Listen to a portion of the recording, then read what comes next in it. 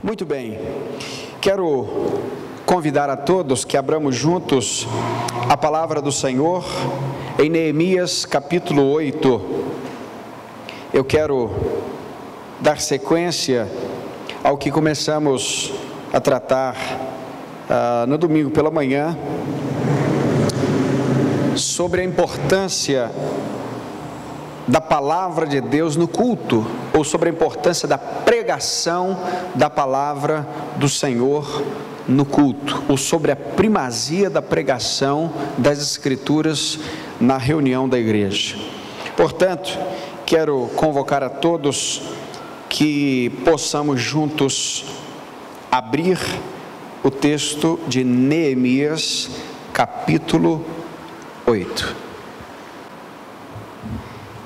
Então, como se fosse um só homem, todo o povo se reuniu na praça diante da porta das águas e pediram a Esdras, o escriba, que trouxesse o livro da lei de Moisés, que o Senhor dera a Israel. E assim, no primeiro dia do 7º mês, o sacerdote Esdras trouxe a lei perante a comunidade, que era constituída de homens, de mulheres e de todos os que podiam entender, e a leu em voz alta, de frente para a praça, diante da porta das águas, desde o alvorecer até o meio-dia, na presença dos homens e das mulheres e dos que podiam entender, e todo o povo estava atento à leitura do livro da lei. O escriba Esdras estava em pé sobre um estrado de madeira que havia sido feito para esse fim, e estavam em pé junto com ele à sua direita Matitias, Sema, Anaías, Uria, Ilquias, Maacéias, e à sua esquerda Pedaías, Misael, Malquias, Rassum, Rasbadana, Zacarias e Mesulão. Então, desde um lugar mais alto, Esdras abriu o livro e todo o povo conseguia vê-lo. Assim que abriu o livro, todo o povo se pôs em pé. Então Esdras bendisse o Senhor, o grande Deus, e todo o povo levantou as mãos e respondeu: Amém, Amém. Eles se inclinaram e adoraram o Senhor com o rosto em terra. Os levitas, Jesua, Bani, Serebias, Jamim, Acube, Sabetai, Rodias, Maacéias, Quelita, Azarias, Josadabe, Hanã e Pelaías explicavam a lei ao povo, e o povo permanecia em pé no seu lugar. Desse modo, leram no livro da lei de Deus, esclarecendo o que liam e explicando o seu sentido para que o povo entendesse a leitura. Então Neemias, o governador, Esdras, sacerdote e escriba, e os levitas que ensinavam o povo, disseram ao povo: Este dia é consagrado ao Senhor vosso Deus. Não vos lamenteis, nem choreis, pois todo o povo chorava enquanto ouvia as palavras da lei. E ele lhes disse ainda: Ide e comei e bebei do melhor que tiverdes, e enviai algo aos que não têm nada preparado para si, pois este é o dia consagrado ao nosso Senhor. Portanto, não vos entristeçais, pois a alegria do Senhor é a vossa força. Então os levitas acalmaram todo o povo, dizendo: Acalmai-vos, porque este dia é santo, por isso não vos entristeçais. Então todo o povo saiu dali para comer e beber, para enviar algo aos que não haviam preparado nada para si, e para comemorar com grande alegria, pois entenderam as palavras que lhes haviam sido explicadas. No segundo dia do mês, os chefes de famílias de todo o povo e os sacerdotes e os levitas reuniram-se com o escriba Esdras para estudar as palavras da lei. Acharam escrito na lei que o Senhor havia ordenado por intermédio de Moisés que os israelitas morassem em tendas durante a festa do 7º mês. Por isso, anunciaram em todas as suas cidades e em Jerusalém: saí às montanhas e trazei ramos de oliveiras cultivadas, de oliveiras silvestres e de murtas, folhas de palmeiras e ramos de outras árvores frondosas, para fazer de tendas, conforme está escrito: Então o povo saiu e trouxe os ramos, e todos fizeram tendas para si nos seus terraços, nos seus pátios, nos pátios do templo de Deus, na praça da porta das águas, na praça da porta de Efraim, e toda a comunidade dos que haviam voltado do cativeiro fez tendas e passou a morar nelas. Desde os dias de Josué, filho de Num, até aquele dia os israelitas não haviam mais feito isso. Por isso, a alegria deles foi muito grande, e Esdras leu o livro da lei de Deus todos os dias, desde o primeiro até o último, e eles celebraram a festa durante 7 dias, e no 8º dia houve uma assembleia solene, segundo o que estava prescrito. Amém. Obrigado por tua palavra, Senhor, e agora que a exposição desse texto possa entrar profundamente em nosso coração. Precisamos, Senhor, do impacto do Teu Espírito sobre nós agora, na compreensão desse texto, porque nós precisamos compreender mais profundamente a importância da Tua Santa Palavra no culto ao Senhor. Ó Deus, e diante dessa palavra, nos aquietamos e diante do Teu Espírito nos submetemos a que o Senhor fale conosco, ó Deus. Mude a nossa mentalidade, converta, Senhor, o nosso tempo, as nossas prioridades, como já fizeste ao nosso coração, Senhor, e que todas as áreas tornem-se todos os dias cativas a Ti, Senhor. Oramos assim em nome de Jesus. Amém, Pai. Esse texto, conforme falamos na última pregação, é um texto que trata da primeira mensagem pregada ao povo que retorna do exílio babilônico. E o povo está ali depois de construir ou de reconstruir muros, portas e torres, está sendo reconstruído pela palavra.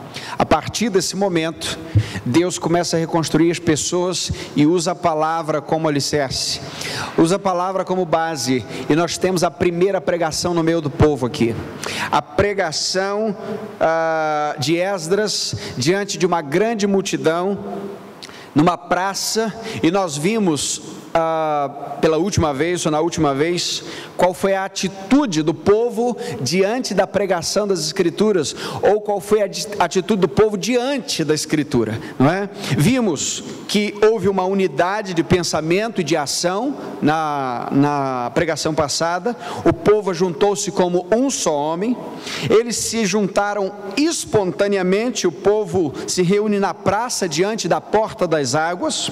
Vimos também que esse povo estava sedento para ouvir a pregação. Está aqui um grande segredo da igreja, porque o texto diz: pediram a Esdras o escriba que trouxesse o livro da lei de Moisés que o Senhor dera a Israel. Ou seja, o povo estava ávido por Bíblia, ávido por Escritura Sagrada, ávido por aquilo que Deus houvera dito através de Moisés. Eles não queriam saber o que Esdras estava por dizer, eles queriam que Esdras tomasse o livro e trouxesse e colocasse no meio do povo. Essa deve ser a sede da igreja, essa deve ser a sede do povo de Deus. Bíblia, traga um livro. Qualquer coisa fora da palavra não nos interessa. Qualquer coisa que não seja escritura inspirada não tem a ver com a vida da igreja. Tragam-nos o livro, disse o povo. Em quarto lugar, nós vimos que eles estavam buscando aprofundamento bíblico, um entendimento aprofundado, ou profundo, ou mais profundo. O texto diz que eles trouxeram a lei perante a comunidade, e era constituída de homens e de mulheres, de todos que podiam entender, ou seja, todos que estavam de pé diante da pregação, estavam com entendimento de que aquilo não era a palavra do homem, mas era uma oportunidade de se aprofundar na palavra de Deus. Todos os que podiam entender. Abra um parêntese aqui, queridos, sobre a audição das crianças à palavra de Deus. Muitas vezes nós achamos que a criança não compreende a pregação, que não compreende a exposição bíblica, que não compreende o que o pastor está falando. Mas eu me lembro, quando era bem pequeno, quando o pastor, por exemplo, pregava sobre o juízo final, e eu ficava muito atento àquele tipo de mensagem. Não sei se isso acontecia com você. Pregava sobre o arrebatamento da igreja, pregava sobre, enfim, principalmente se eu tivesse já ouvido naquela semana aquele disco antigo chamado A Última Trombeta. Não sei quem já ouviu um disco da capa azul. Já ouviu? Ok. Aquilo me aterrorizava.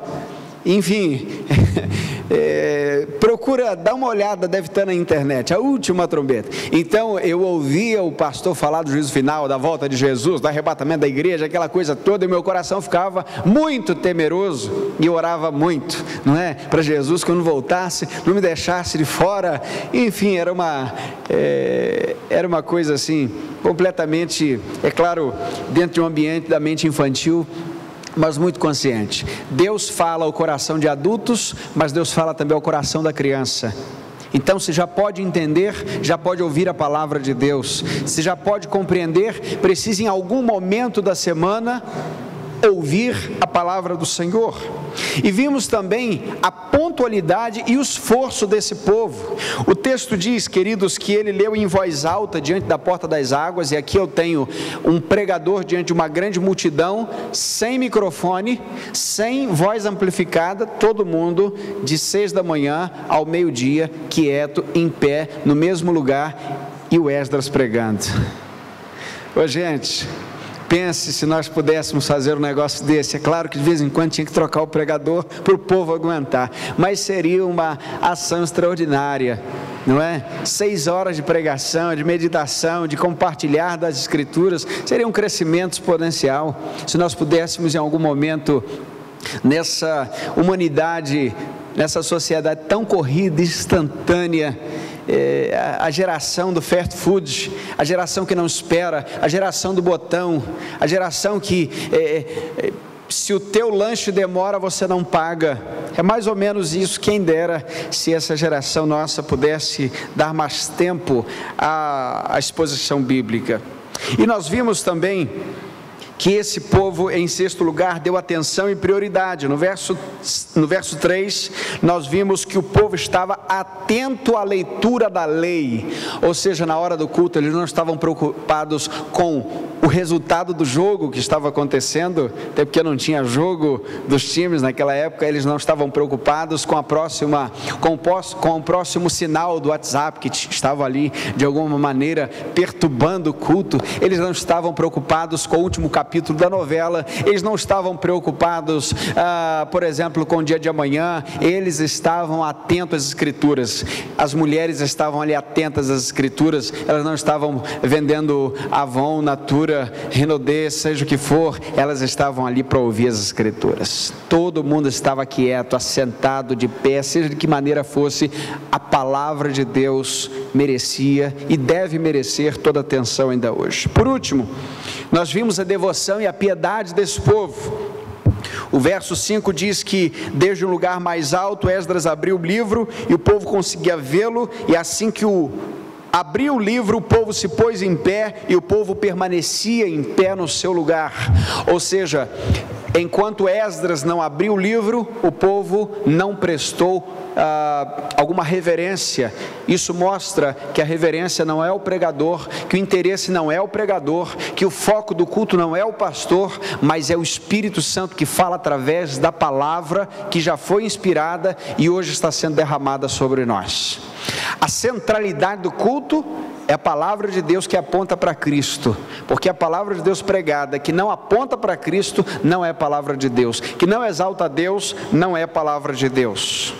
Muito bem, começamos então a perceber não só a atitude do povo, mas a atitude da liderança, e conseguimos flagrar aqui com muita clareza a atitude da liderança que estava presente nesse culto aqui, a partir de Esdras, de Neemias, dos levitas, o que eles pensavam, o que eles demonstraram ao povo, qual foi a atitude deles diante da palavra do Senhor. Em primeiro lugar, nós vimos aqui que a liderança colocou a palavra ou a pregação das Escrituras Escrituras num lugar de grande prestígio do culto. E é assim que deve acontecer. A liderança de uma igreja, seja ela qual for, deve colocar como primazia no culto a pregação, a leitura, a exposição e o incentivo à prática das Escrituras. Vamos ler juntos os versos 4 e 5, leia comigo.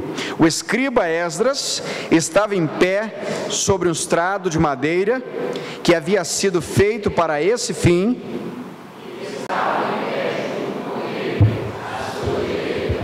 Matitias, Sema, Anaías, Urias, Hilquias, Maacéias, e à sua esquerda, Pedaías, Misael, Malquias, Hassum, Rasbadana, Zacarias e Mesulão. 5. Então, desde um lugar mais alto, Esdras abriu o livro e todo o povo conseguia vê-lo, e assim que abriu o livro, todo o povo se pôs em pé. Qual é o sinal que Esdras está dando? Qual é o sinal que Esdras está mostrando ao povo? A palavra de Deus precisa ter proeminência. A palavra de Deus precisa ser visualizada de maneira prioritária. Esse é o registro do primeiro púlpito improvisado para a pregação na história do povo de Deus, onde é construído ali de madeira mesmo, e certamente alguma coisa bem trabalhada, para que Esdras pudesse ali de cima pregar. Aquele local, como os locais de pregação hoje são santos, não mais santo que os bancos, e não mais santos que a nossa casa, porque à medida que compararmos um altar mais santo que a nossa casa, pode ser que aqui tenhamos reverência, mas quando chegar em casa nós não tenhamos reverência alguma. Por isso, santo é todo lugar onde percebe-se a presença do Senhor nosso Deus. E não é santo, na verdade é santificado. A gente precisa perceber a diferença entre esses dois termos.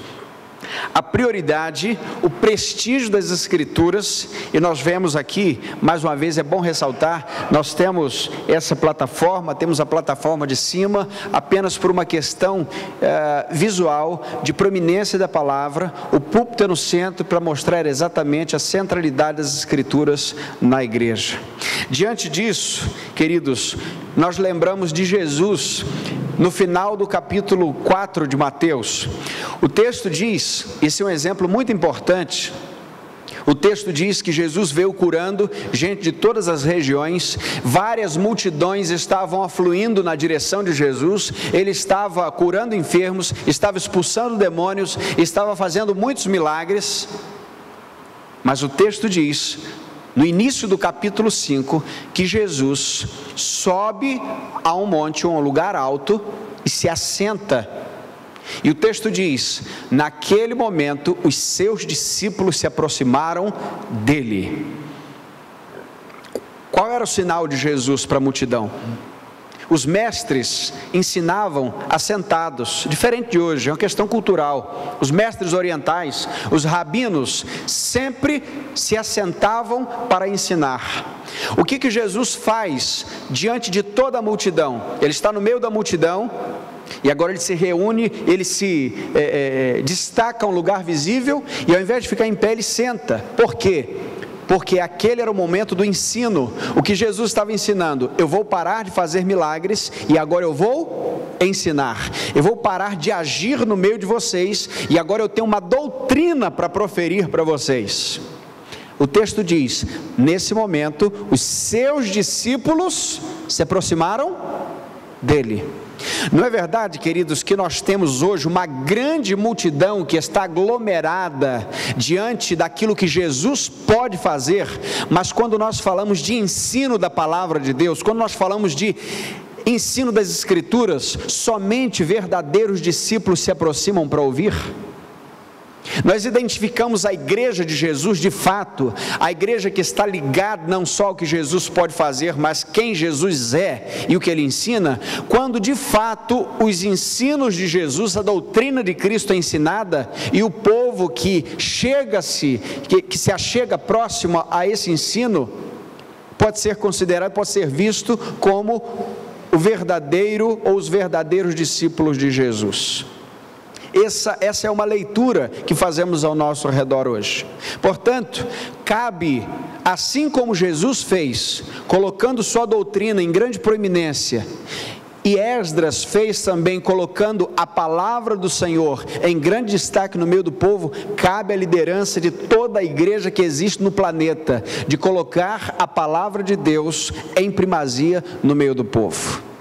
Por isso, queridos, ou por falta disso, nós vemos tantas atrocidades acontecendo em nome de Cristo. Nós vemos que quando falta a palavra, ou quando falta a primazia da pregação da palavra no culto, quando falta a primazia da pregação das Escrituras, o púlpito se torna qualquer outra coisa, menos local da palavra. Se torna picadeiro, se torna palco de stand-up, se torna ambiente de pagelança, se torna auditório ou se torna um palco para que o auditório possa assistir um guru, menos um local da pregação da palavra, porque se você tira a palavra do culto, então não há porque o Senhor da palavra ser adorado. Nós temos hoje vários ambientes de reverência a personalidades. Tire o líder daquele movimento X e aquela igreja acaba ou se fragmenta. Por quê? Porque o líder é o ícone da igreja, não é a palavra, não é Cristo. A gente, queridos, identifica uma igreja saudável e que permanece apesar do seu líder e na falta dele, quando ela está baseada na palavra de Deus.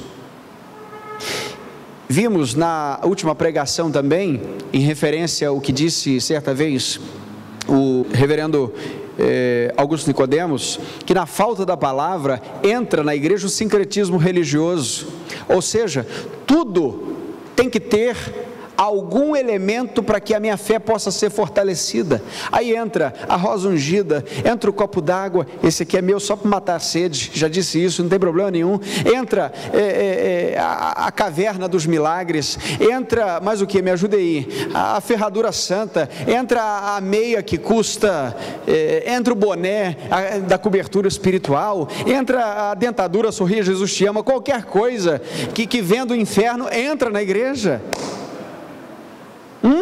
Porque a palavra não é suficiente, as Escrituras não são mais suficientes, e a isso, ou essa pagelança toda, nós chamamos de sincretismo religioso que está na alma do brasileiro desde a sua colonização.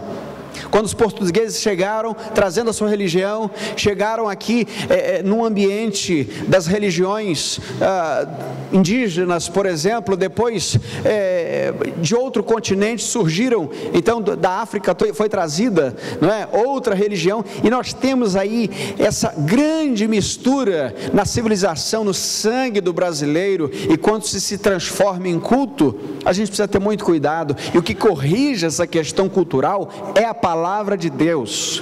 Irmãos, tem coisas que a cultura brasileira, tem coisa que a cultura do mineiro, tem coisa que a cultura do carioca, mas tem coisa que a cultura do cristão, e tem coisa que a cultura do inferno. Se é a cultura, por exemplo, de um povo e não transgride as Escrituras, podemos conviver, mas tem questões que ultrapassam a cultura de um povo e passa a ser uma cultura infernal no povo. A esse tipo de cultura a Bíblia corrige, o Evangelho corrige, e é por isso que a palavra de Deus precisa ser pregada. Diante de tantas outras coisas, nós vemos o liberalismo teológico, por exemplo, já falamos um pouco sobre isso. Além do sincretismo, vemos o próprio pragmatismo, que também falamos aqui certa vez. O que é o pragmatismo? É trocar o certo pelo que dá certo, porque nem sempre o certo dá ibope, nem sempre o certo dá público, nem sempre o certo dá retorno financeiro, então vamos trocar o certo pelo que dá certo, porque realmente vai dar certo, a coisa vai andar. E aqui, é claro, isso é um resultado da falta da palavra de Deus no culto. Lembrando também do positivismo, por exemplo, que é aquela força do pensamento, não é? Pense na coisa, faça a coisa, deseje a coisa, e a coisa acontecerá. Não são mais os pensamentos do Santo de Israel que definem as questões, mas são os pensamentos de pecadores, esses pensamentos positivos, infernalmente positivos, né? Por falta dos pensamentos do Senhor na igreja, entram os pensamentos dos homens.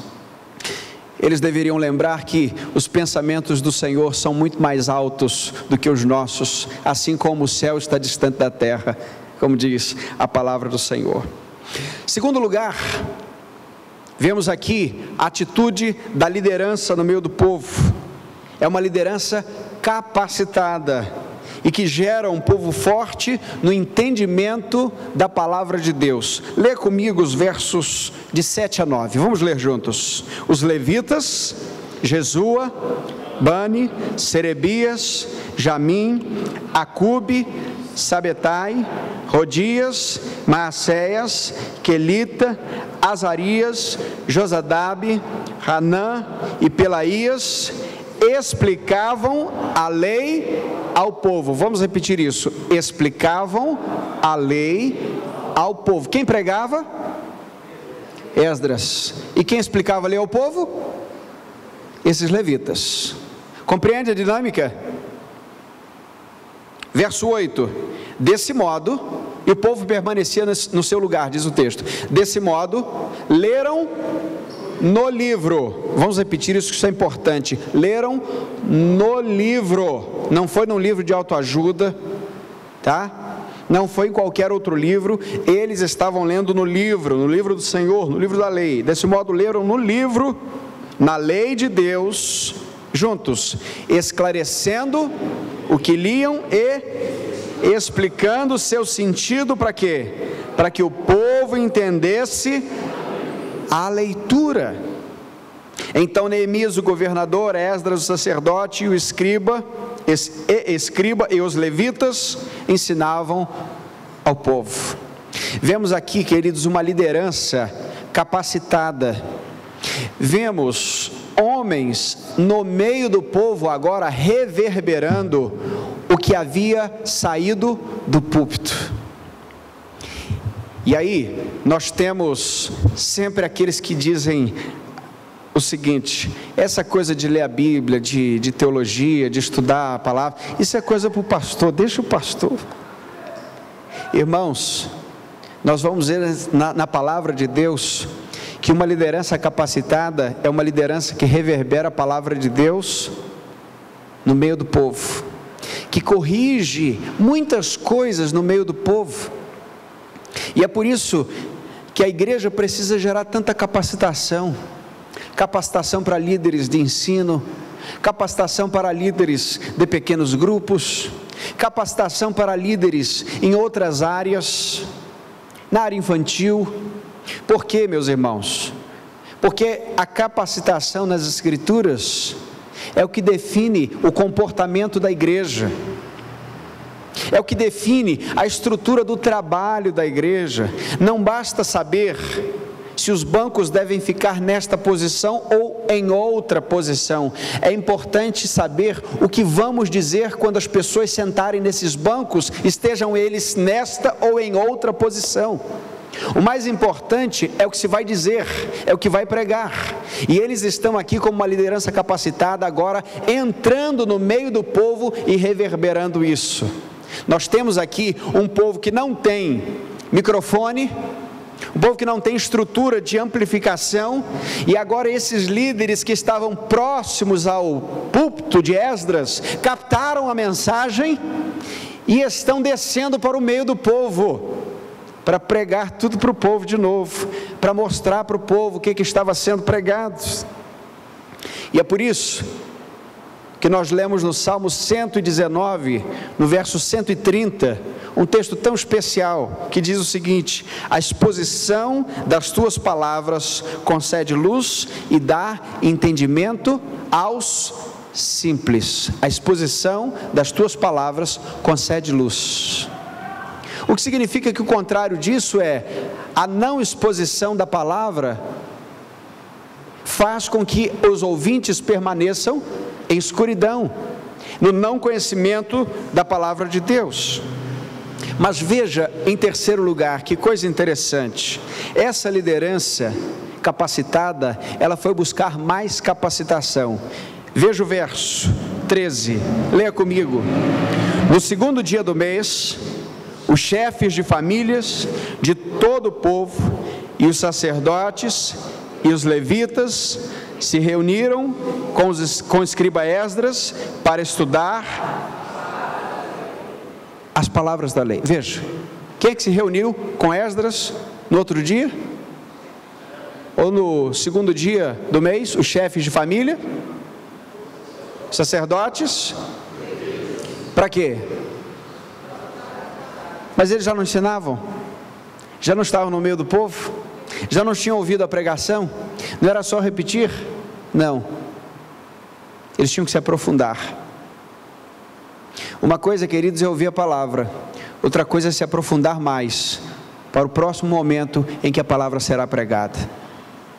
Spurgeon, pregador batista, disse certa vez que aquele que não se assenta para aprender, não pode se levantar para ensinar. O primeiro grupo que se achega a Esdras, o primeiro grupo que vemos, são chefes de famílias. Vamos repetir isso? Chefes de famílias. Nós vemos aqui dois tipos de liderança, uma liderança familiar e a outra liderança, vamos dizer assim nos dias de hoje, eclesiástica, uma liderança espiritual. Os chefes de família, eles não ensinavam o povo. Você vê eles ensinando o povo aqui? Não vemos. Quem é que está ensinando o povo? Os levitas, os sacerdotes, até Esdras e até Neemias, o governador, também está ensinando. Mas os chefes de família não estão ensinando no meio do povo. Eles não figuram como pregadores, eles não figuram como líderes de pequenos grupos, mas eles estão figurando aqui como líderes de suas casas, de suas famílias. O que significa, homens da igreja, que nós somos os pastores da nossa casa. A igreja melhor pastoreada no mundo é uma igreja que sempre tem um pastor que é líder de sua família. Há uma responsabilidade enorme, queridos, e hoje a questão está tão defasada que quando algo dá errado em alguma igreja, em alguma família, alguma circunstância, pode-se culpar até o líder espiritual da igreja. Mas nós precisamos compreender que o primeiro líder que Deus põe numa família é o líder da família.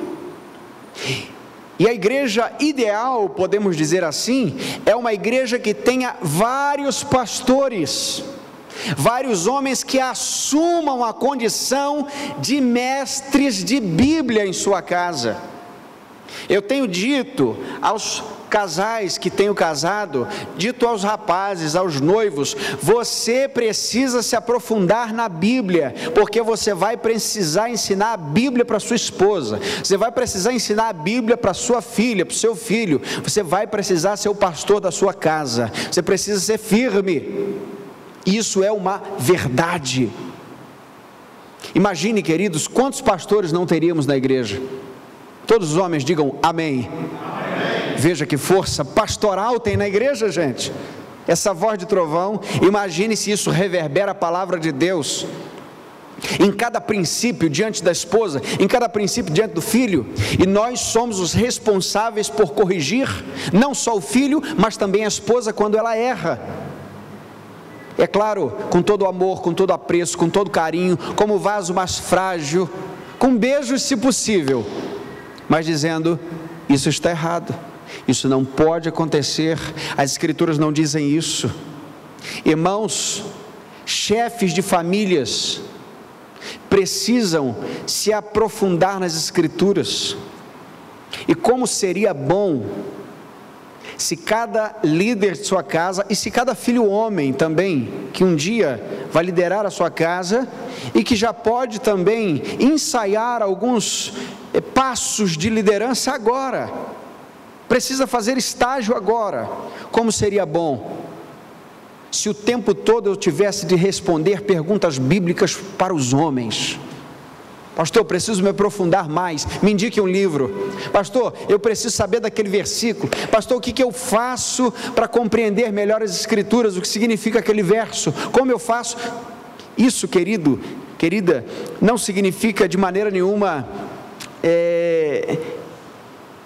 que entraríamos nesse tipo de cobertura espiritual furada. Pelo amor de Deus, não compreenda assim. A cobertura espiritual que a gente compreende é o sangue de Jesus, o sangue do Cordeiro que está sobre nós, aleluia. Mas alguma mentoria espiritual não faria mal às famílias.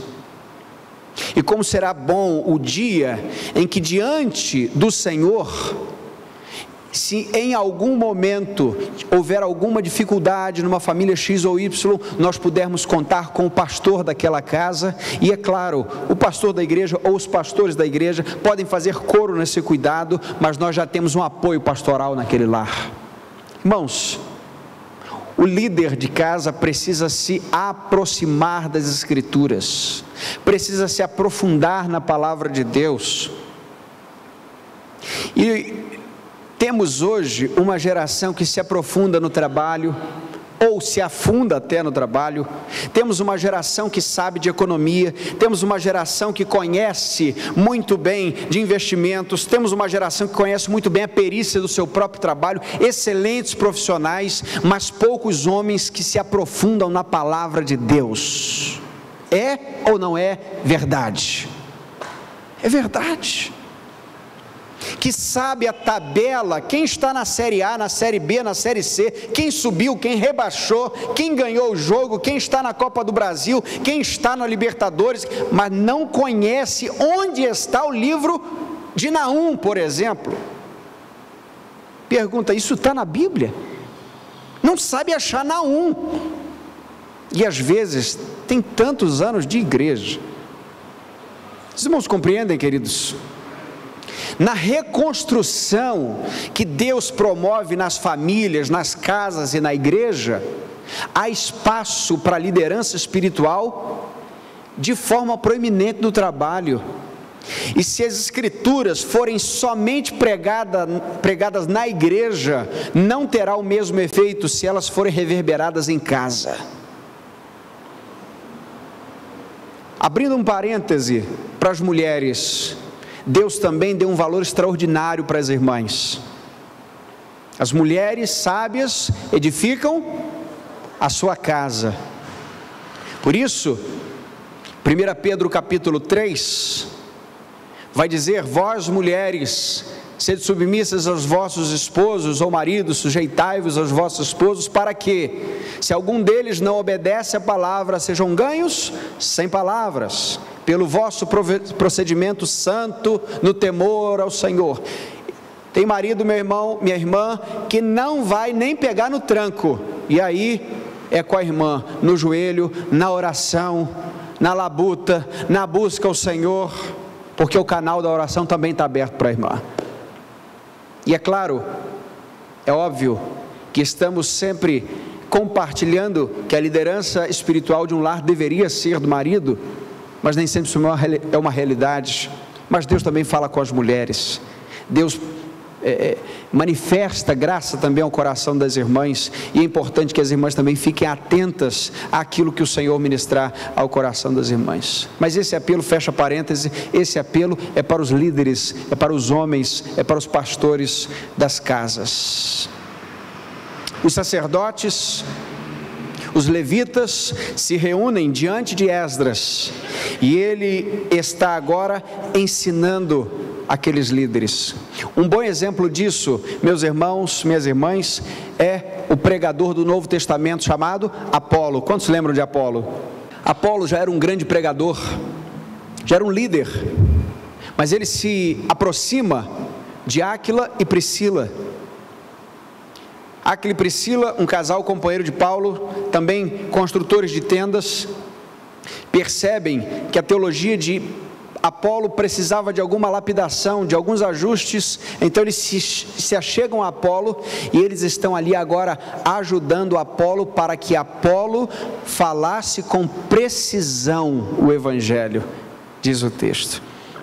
E Apolo se aproxima deles, se submete com alegria a essa estrutura nova ou renovada da cosmovisão do Evangelho. E Deus vai agora abençoando a mente de Apolo para que ele possa pregar de maneira ainda mais correta. Irmãos, nós sabemos o Evangelho, nós conhecemos a palavra, nós precisamos aprender do Evangelho e da palavra até morrermos. O apóstolo Paulo, quando está na sua última carta, quando está escrevendo a carta de 2 Timóteo, o seu jovem pastor, o seu mentoreado, vamos dizer assim, e a última carta de Paulo é um tipo de instrução final para que Timóteo tomasse o bastão do pastoreio que Paulo estava passando, e ele dá várias instruções, mas ele diz o seguinte: Timóteo, traz a minha capa, mas traz também os meus livros. Timóteo recebe aquela carta sabendo que Paulo estava para morrer, gente.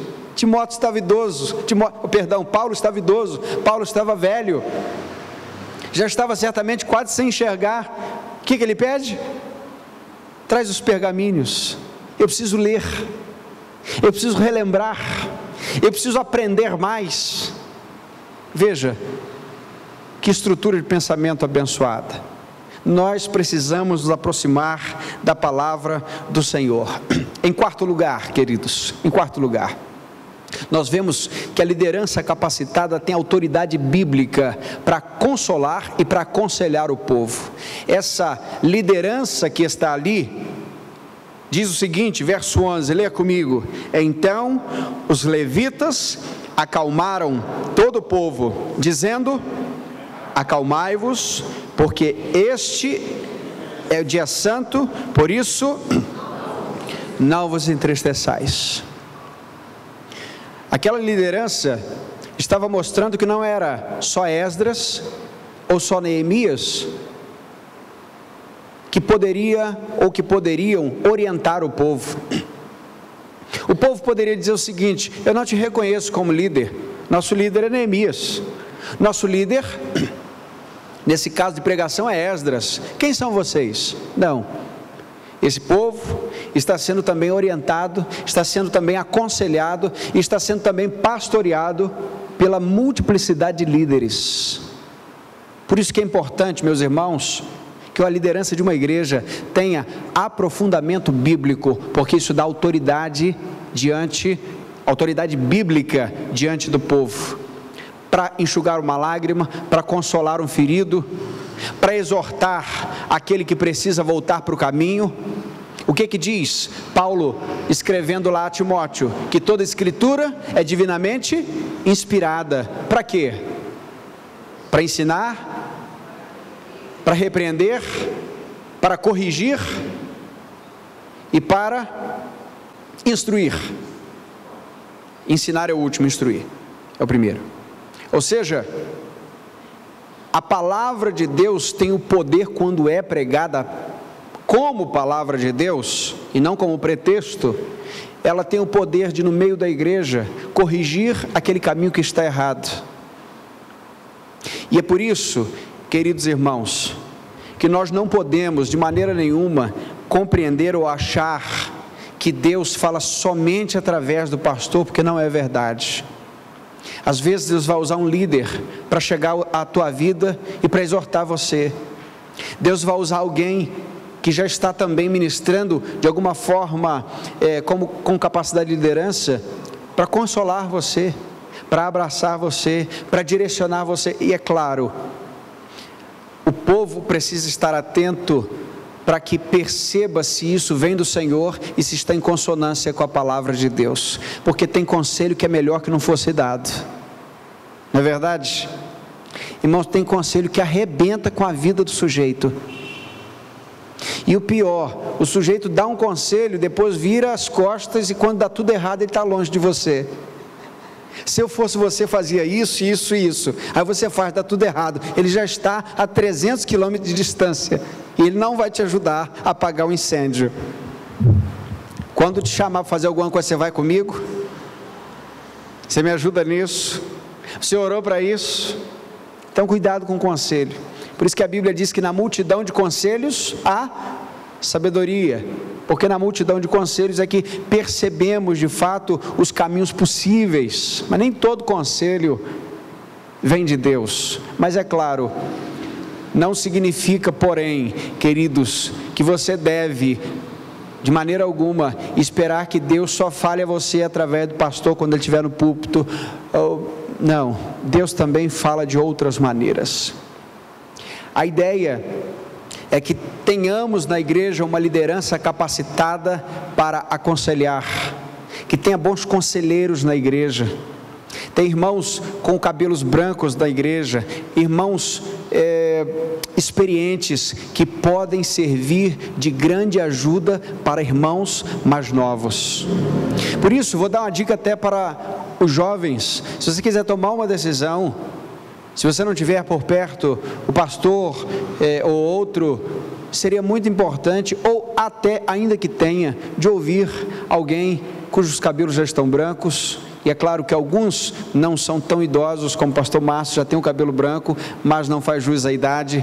Mas perceba se há um somatório de cabelos brancos, de rosto envelhecido pelo tempo, e coração moldado por Deus, e caráter forjado pelo Espírito. Tendo essas combinações, você tem um bom conselheiro.